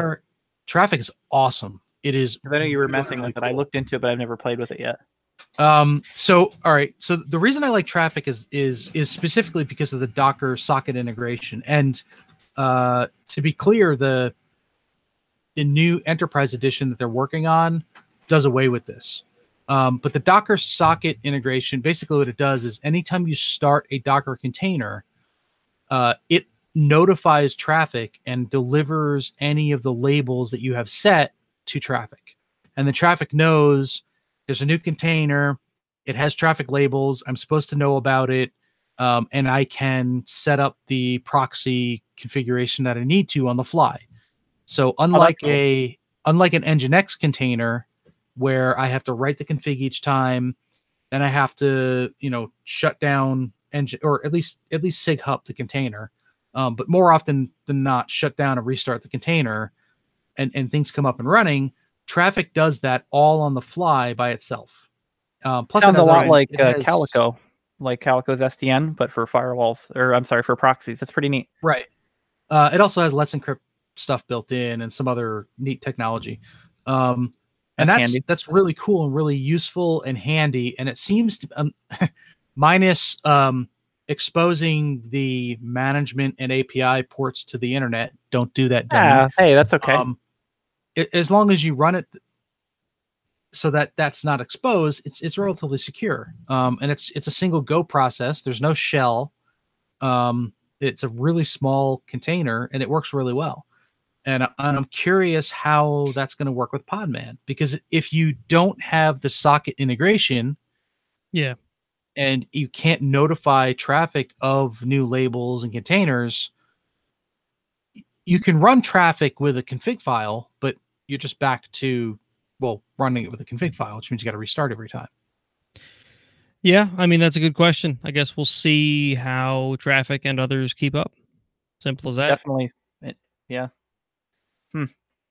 That can be very, that can be a big blocker, I guess, for a lot of adoption, especially if you have a very big infrastructure. So it looks like there is some sort of a notification or some sort of a config, like a socket file available, I think, if I understand what I'm reading. I would hope there would be. I'm not sure where exactly it is. Like, I'm not sure how it works yet. And if, because when on top of it, if Podman is running individually each container, what socket is mounted? Like, there's no central daemon, so how do sockets work? So magic. More magic, exactly. Yeah. More information needed. The other thing I noticed that is not currently implemented is something like Docker Compose. So Docker Compose, for anyone who's not familiar, is really handy for standing up more than one container that depends on the other. So in my WordPress example from earlier, you would have Docker Compose stand up a WordPress container and a MySQL container, and then you would give it variables that would hand WordPress things like the MySQL credentials, right? Or the database name or whatever. And then it makes it really easy to start and stop your entire service all at once. Docker Compose is not compatible with Podman. And that's just probably temporary. There will be something that replaces Docker Compose because a lot of people depend on it. And from what I'm reading, there is a subcommand to Podman that refers to pods. And apparently pods, which is a term that I've seen used in the OpenShift world for years. It's a Kubernetes term as well. I think in the Kubernetes world as well. Yep. Pods refer to like collections of services, right? So that's supposed to replace Docker Compose, I believe. It's just that it's not done yet. So Podman is really sort of in its infancy at the moment. Or maybe it is done and it's just not in the Rel 8 beta yet. I don't know. Or maybe it is and I just didn't dig deep enough. But the article that I read about, because I just did a quick Google search, how do I Docker Compose with Podman? Because I wanted to include that in the article that I wrote. The answer I found was you can't yet. So that'll come, I'm sure. Something will replace it. But currently it's not there. Yeah, when I first started looking at Podman, it was because Project Atomic, which is what I was using as my base OS, if you will. Yeah. Is going away as of Fedora 29, I think is the last Atomic release. Yeah. And they're moving over to Project Atomic Core or some crazy name because they can't get rid of everything. Some other name just like Atomic? Yeah, just like Atomic, and they're going to mash Core OS in there somewhere. And one of the things Atomic Core! One of the things talked about was that Docker is going away and Podman is going to replace it. So I started digging into Podman a little bit, and you know, I installed it in a VM. I poked at it. It ran containers. It looked just like Docker. Yep. I went, woo, yay, wonderful, and then I moved on. But yeah, it looks like that's gonna, at least for Red Hat based systems, that's gonna replace Docker, the Docker company daemon, and they're going to move forward with that instead of what they had. It remains to be seen what they're going to use for orchestration, though. At least I'm not sure as of yet. It'll be OpenShift. They'll work this into OpenShift, and that's it. Which is great, except I don't have the Kubernetes, right? 150,000 hours needed to install an OpenShift cluster. OpenShift is getting easier. Or not OpenShift. Yeah, OpenShift isn't bad. You think about OpenStack, work, I guess, but I'm thinking OpenStack. Yeah. Yeah, OpenStack is a lot more complicated. But yeah, OpenShift, it used to be like a whole friggin' box of razors and then some. But it's really come a long way. OpenShift 3, I think, is current. OpenShift 3 isn't horrible. So yeah, I haven't installed it myself, but it's I hear that the installer is getting much better. Looks like we lost Dustin. Yeah, I think he's having to deal with children. So yeah, that's fine. We get it. He spawned a process, and the process is taking over. The process is quite unruly, from what I hear. Yes, memory hog. Memory hog. Using up all the CPU, and it never sleeps. He's being DDoSed by his spawned process. Yeah, right. So, I don't know. I didn't have much more to talk about with Podman. You can read a little more detail on the things that we summarized tonight in my blog entry, which I will link in the show notes. It's on my blog, underground.org, UNDRground.org, because I wasn't cool enough to get the domain with an E in it. So, are there any other major changes in Rel 8 that we're talking about? There's a number of other changes. I don't know enough about most of them to talk intelligently about them just yet. I can say that one of the things they're touting is this thing they're calling app streams and modules, which so one of the big problems with Rel that our web team has always fought with is how old a lot of their packages are, right? So specifically the version of PHP, right? PHP lags horribly on Rel. It always has. As far back as Rel 5, when I first started working where I work and we're running a bunch of Rel 5 boxes, like, we needed PHP 5.x and 5.x -2 is what was current on Rel. And, there was a point where they sold you this special software package that would let you have newer versions of PHP. And then with Rel 6, they added the software collections, which will give you newer versions of PHP. With Rel 7, they expanded that. But even that, it has trouble keeping up. There's cases where right now we have PHP 7.1, and I think 7.2 is current. Right. And there's a bug in PHP 7.1 that's packaged with Rel that makes... I wish Charles was on tonight. He could tell you all about it. But it was causing issues, like core dumps or something, like bad issues, where things were really just like dying in production. And we had to fall back to a different, I think it was the problem with FPM or something, I don't remember. But there's a third-party repository that fixes it called Remy, which is another packaging of PHP. And, we're sort of forced to do that, right? Well, this app streams and modules on Rel 8 is supposed to be like software collections, but even better. I don't know exactly all the details yet. I'm going to have to look into that, make another blog post about it, and talk about it on the show, because that's the next big thing I'm interested in. Podman was the thing I was interested in most because of the changes between Docker and Podman, and it turned out that Podman's not so bad. And then the next thing I want to look into is these app streams and modules to figure out how this works and how it makes installing newer software on Rel better. So, yeah. I'm looking now because I was able to find it really quick. Python 3 is going to be the standard in Rel 8, which is really actually quite exciting. Yep, that's another thing.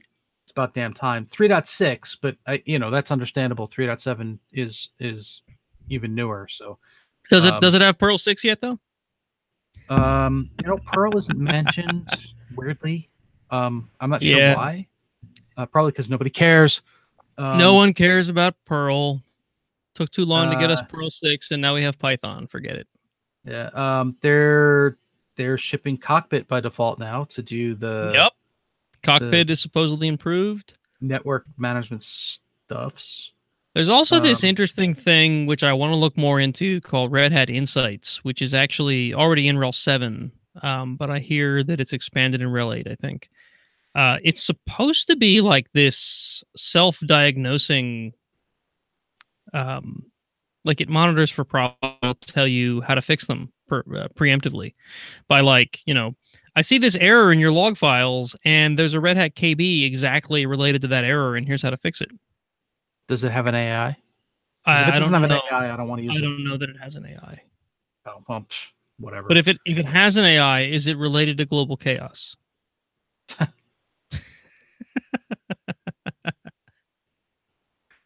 Let's see. PHP 7.2 is what's shipped. Oh, good. That'll be out of date in friggin' no time. Perl is mentioned. You'll be happy to know they're shipping Perl version 5.26. Yep. Because I actually knew that already. I was just waiting to see what you said. Nobody cares about Perl 6. No one cares about Perl 6, and they never will. Wow. They've done some networking stuff. We talked about that before. Some security stuff. New RSyslog versions. A lot of this is just versions that have been updated. Yeah. I want to look into what's the word I'm looking for? Security, OpenSCAP.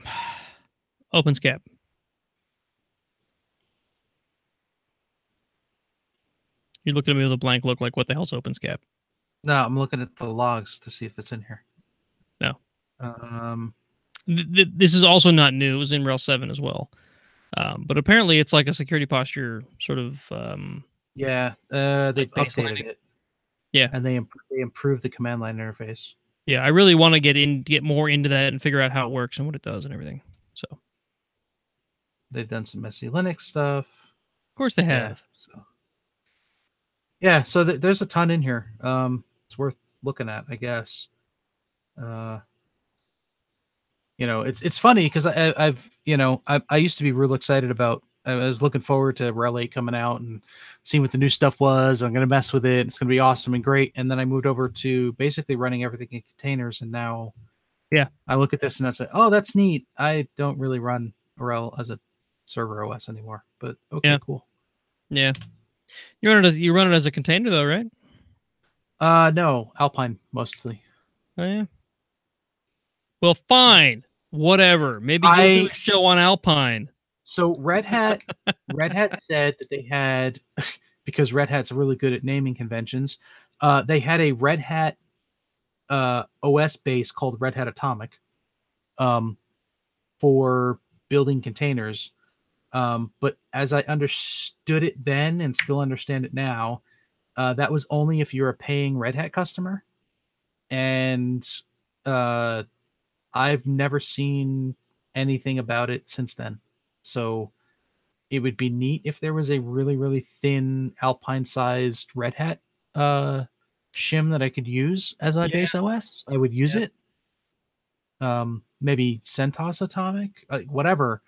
But I've never been able to find anything that small. It's always been in the hundreds of megs for a Red Hat or Debian or whatever, whereas Alpine is like 8 meg, and off you go. So yeah. All right. Well, I think we've covered this well enough. What do you think? Yeah, I think the horse is suitably beaten. Yes, but is it the horse site that Dustin tried to have us trace route to? Bad Horse. I wouldn't mess with Bad Horse. Is it the horse masks that people wear at parties? Oh, that's a good point. See those often. Yeah. Yeah, you shouldn't mess with Bad Horse because the evil league of evil is watching, so beware. The evil league of evil is watching. The grade that you receive will be your last, we swear.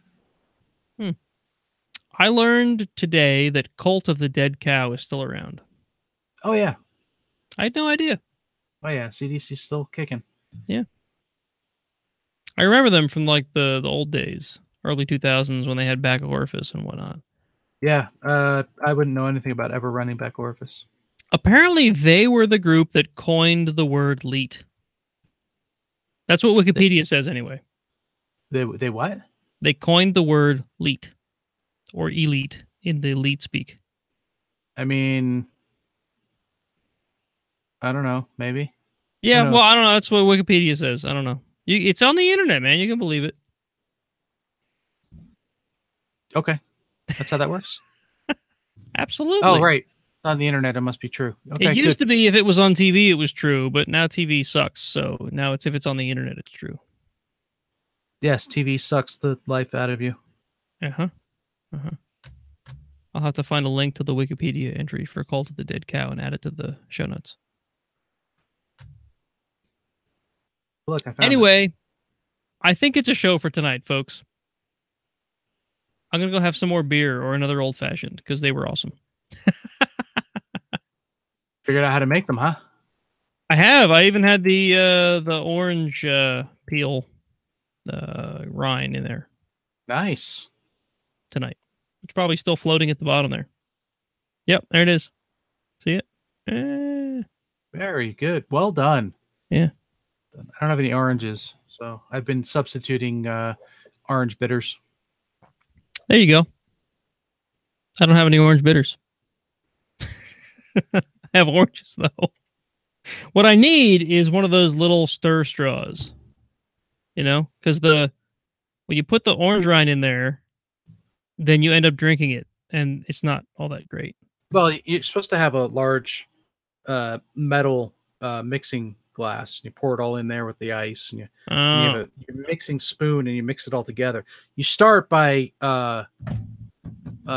using your muddler and muddling all the stuff together, and then you mix it, and then you pour it off into fresh ice. You don't use the ice that was in the cup, the mixing cup, and then you end up with like a really nice one. This is a little more complicated than I've gotten with it. I have lots and lots. I have an entire set of tools in the other room for making these.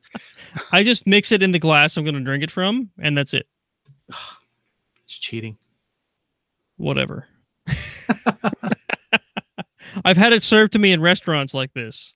So, you know. That's fine. You didn't see all the work that went into it. Maybe. Jeez. Maybe. Let's see. CDC is credited with coining the term elite as an alternative spelling of elite. Yeah, with the numbers instead of letters. 31337. Yeah. Yep. Oh. That's the port I run my web server on. Yeah? No. I know. No, not the super secret web server. No, I would never. That would be no. Hang on. And I would never open it to the internet. Docker config. To Docker stop elite. All right, folks. I think we're going to call it a night because we're just rambling about stuff that is incoherent, like how to make an old-fashioned and who coined the word elite. Or 31337. I still have that ticket assigned to me in RT, by the way. Wow, that's still running? RT? Yes, it is. All right, folks. So if you want to watch this train wreck on YouTube live on every other Wednesday evening, or no, the second and fourth Wednesday evening of every month, then you should go to youtube.com/Iron Sysadmin podcast because we now have a custom URL. I'm going to have to update that in the show notes too because, you know, my template still has our old. And if that fails, just go to ironsysadmin.com/podcast/YouTube. Indeed. You can also find us on ironsysadmin.com. You can join our Slack workspace at ironsysadmin.com/Slack. Someone joined tonight, as far as I can tell. I haven't looked at who they are yet. So whoever you are, if you're listening live, welcome. Facebook and Twitter, where you'd expect to find us, Iron Sysadmin. And you should go subscribe wherever it is that you get podcasts from, and send us feedback. We had no feedback tonight. Yes, feedback means that we float on up the ranks of the podcasty list. I don't care as much about that. I want to hear from the viewers, and I want to know what we're doing well and what we're not. Yeah, we feedback means that we know what you're asked, what you think of us, and hell, if your feedback is on Slack, that works too. Yeah, we get plenty of that. I've had a couple of people mention some audio issues that we have, folks. That is. You're gonna blame it on me again, aren't you? No, I'm not gonna blame it on anyone specifically. I'm gonna blame it on our equipment, because I only have so much control over the audio levels, and we record over Google Hangouts, and I'm basically at the mercy of what Hangouts decides to send to me through the mixer, through the recorder. So I have some control, but not a lot. It all ends up mixed into one audio track, and I can't separate our voices afterward, so I can't be like, oh, Charles was low this week, I'm going to raise his, and Jason was high this week, I'm going to lower his. I can't, because it's just not the way it records. If audio quality is that important to you, what you can do is if you subscribe to our Patreon, and for an enormous amount of money, we can get dark fiber between our homes. And we could plug that in directly so that each one of us has an individual feed, and then we can manage the levels. You are really going all out with the dark fiber. That's awesome. Yes, you should do what Jason just suggested. Send us gobs and gobs of money so we can have dark fiber, a point-to-point dark fiber network between the hosts of Iron Sysadmin. The alternative is to send probably just as much money, and we can buy a studio where we could all meet. There we go. We could do that on the 2nd and 4th Wednesdays, and we could all be present in the same building right next to each other. And then we don't need the dark fiber anymore. We can run the levels directly or we can run the microphones directly into the same mixer, and we would record each level. Look, either way, money solves this problem. Yes, money solves the problem. No, so there are ways to make this better. I don't have the funds to do them myself. It basically comes down to I have to get each host onto their own audio card in my machine, so I can have separate outputs into the mixer, so I can mix each one so that they level out well. We just don't have that. Can we do Raspberry Pis and Arduinos? Maybe we could. Okay. That sounds like a project. Let's do that. Project time. Anyway, we try to do the best we can, and I fiddle with the levels for this show, so hopefully things are better this time around. But, like I said, we're at the mercy of Google Hangouts on air. So, and hosts that get really close to their microphones and say things at different levels. Damn it. No, I mean, I noticed it in myself. If I just sometimes I talk really clearly into the mic, and sometimes I'm not, I'm just have an offhand comment, and it's a lot lower. And I have no way to compensate for that. I can't do it. I don't have the equipment. I don't have the whatever. If I was my own audio channel, I could probably go in and edit it. But it's with everybody in one channel. It just doesn't work. All right, so we've beaten audio to death. We have indeed, and we already mentioned Patreon, so I think we have beaten everything to death, and we should just call it a night. Yeah, so you can find Nate on Twitter at Gangriff. Yep. You can find Dustin on Twitter at Agent66, with that last 6 being the actual number. Yep. Yep. And you can find Jason on Twitter at Swift on Security. I thought we weren't going to tell everybody that. Oh, I'm sorry. Did I just let your secret out? That's not. It's live, and we can't pull it back. Crap. Damn, sorry. So I'm on Twitter at Xenophage. And if you're interested in reading words, I have a blog at blog.godshell.com. And Nate's is at underground.org. Yeah, we already mentioned that. Without the E. Yeah, without the E. I'm not cool enough to have an E. Yeah. So. All right. Hey. So, folks, we will see you in roughly 2 weeks. Have a good one. Night all.